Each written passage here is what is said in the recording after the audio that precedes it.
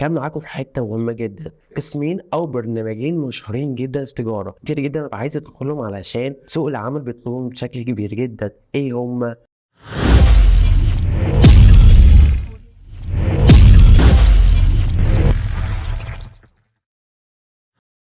BIS و FMI. BIS هي اختصار Business Information System. المجال ده مجال ملوش كتير في مصر وبدأ ياخد شكل كبير، عشان دلوقتي احنا اي حاجة رايحة ناحية التكنولوجيا بتكون مهمة.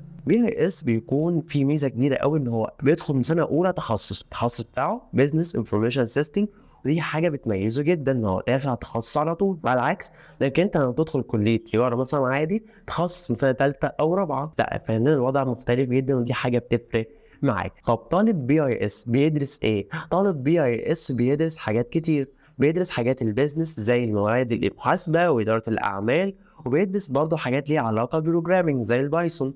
ودي حاجه فرصه حلوه جدا تبقى فاهم بيزنس وفاهم حاجات ليها علاقه بالبروجرامينج، ودي حاجه ما بتحصلش كتير في كليات، انك تبقى فاهم مجالين بشكل الى حد ما كويس جدا. من الحاجات اللي بتميز الكليه كمان انك انت الخريج بتاعها مطلوب بشكل كبير، ان نلاقي خريج فاهم في مجالين مهمين دلوقتي او مجالين زي البيزنس والبروجرامينج، دي حاجه مش موجوده كتير. علشان كده الكليه دي عليها طلب كبير جدا. من الحاجات برضو اللي عايز تحب تعرفها ان الكليه دي موجوده في جامعات قليله قوي، موجوده اساسي من زمان. جامعه حلوان كانت اول حاجه، وبعد كده كانت موجوده في طنطا وفتحت في اسيوط، وموجودة في كذا جامعة خاصة وبدأت تفتح في جامعات تاني، فبدأت تبقى موجودة وتستمع عند شركات. البرنامج التاني والبرنامج ده مميز جدا، موجود أكتر في حلوان برضو وموجود في طنطا، وبدأ البرنامج ده يتعرف ويبقى ليه سوق حلو جدا. البرنامج ده بيهتم قوي أو بيدرسوا حاجات المالية، فهتلاقي بيدخل في الشركات اللي حاجات تخص المالية أو البنوك